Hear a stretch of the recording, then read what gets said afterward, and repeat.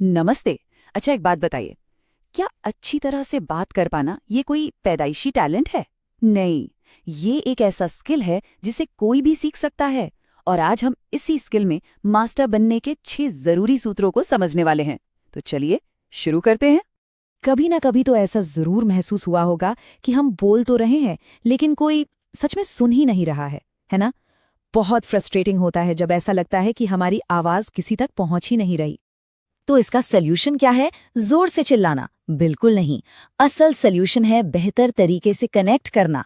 आज हम उन्हीं 6 चाबियों को ढूंढेंगे जो बेहतर कनेक्शन के दरवाजे खोलती हैं।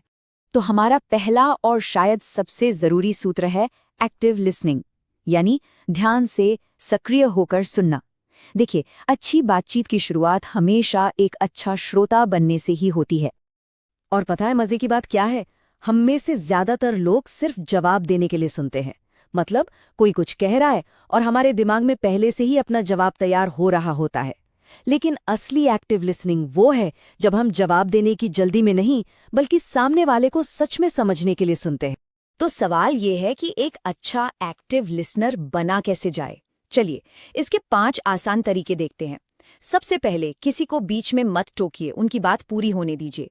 दूसरा, अपनी बॉडी लैंग्वेज पॉजिटिव रखिए, जैसे आई कांटेक्ट बनाना, सहमति में सिर हिलाना। तीसरा, फीडबैक दीजिए, सवाल पूछिए। चौथा, फौरन सॉल्यूशन देने मत कूद पड़िए। और पांचवा, सिर्फ शब्दों को नहीं, उनके पीछे की फीलिंग्स को भी समझने की कोशिश कीजिए। चलिए, अब आते हैं हमारे दूसरे सूत्र पर, और ये इस बारे में है कि हम क्या कहते हैं। उससे कहीं ज्यादा जरूरी ये है कि हम उसे कैसे कहते हैं, क्योंकि जो कॉन्फिडेंस है ना, वो आवाज में साफ झलकता है। इसे एक जॉब इंटरव्यू के एग्जाम्पल से समझते हैं। सोचिए, एक कैंडिडेट है जो घबराई हुई, दबी हुई आवाज में कहता है, हेलो सर, मेरा नाम राहुल है और मैं इस जॉब के लिए। और वहीं दूसरी तरफ एक दूसरा कैंडिडेट है जो पूरे कॉन्फिडेंस से कहता है, नमस्ते सर, मेरा नाम राहुल है, मैंने अपनी डिग्री पूरी कर ली है और मुझे इस रोल में गहरी दिलचस्पी है। देखा कितना जमीन आसमान का फर्क। तो ये कॉन्फिडेंस आएगा कहाँ से? कुछ चीजें हैं जो मदद कर सकती हैं। अपनी आवाज की स्पीड और टोन को कंट्रोल कीजिए, न बहुत तेज न बहुत धीमा।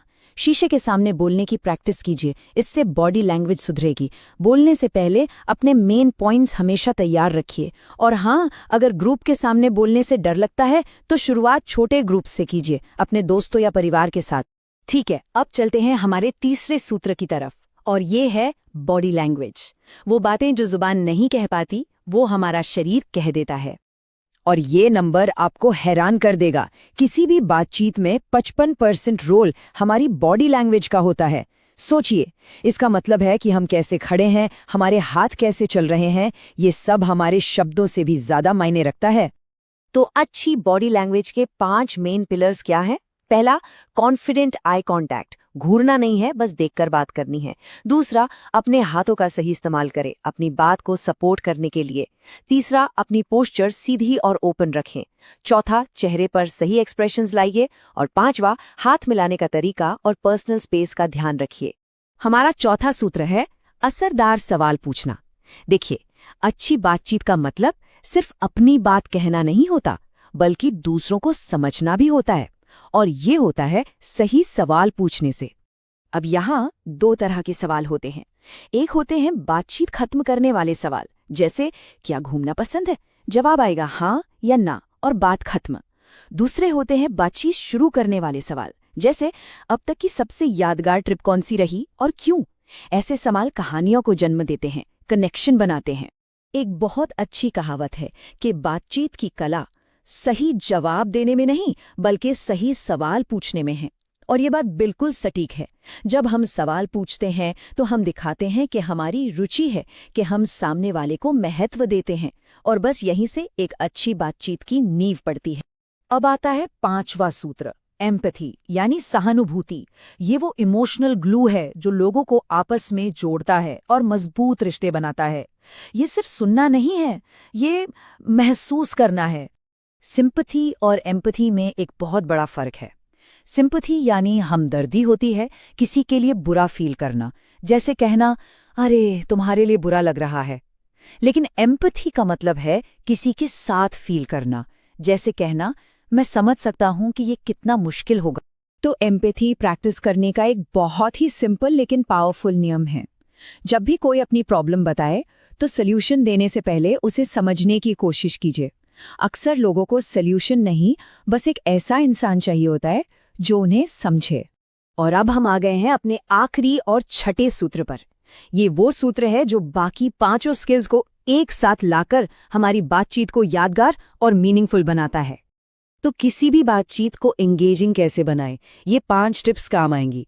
ध्यान से सुनिए और सोच समझ कर जवाब दीजिए। अपनी बात में स्टोरी टेलिंग का इस्तेमाल कीजिए। जहां सही लगे थोड़ा ह्यूमर डालिए। बोलने और सुनने के बीच एक बैलेंस बनाइए और हमेशा पॉजिटिव और एनकरेजिंग रहिए। याद रखिए, एनर्जी संक्रामक होती है। तो चलिए फटाफट से रिकैप करते हैं।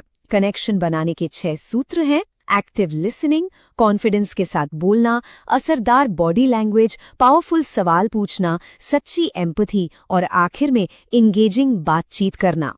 एक बात हमेशा याद रखिए, कोई भी पैदाइशी ग्रेट कम्युनिकेटर नहीं होता। ये एक स्किल है जिसे प्रैक्टिस के साथ बेहतर किया जा सकता है। ये एक सफ़र है और इसकी शुरुआत आज से ही की जा सकती है। तो अब सोचने वाली बात यह है कि इन 6 सूत्रों में से किस पर सबसे पहले काम शुरू किया जा सकता है। ये सफ़र आज ही शुरू कीजिए और देखिए कि कैसे बातचीत और रिश्ते दोनों बदल जाते हैं।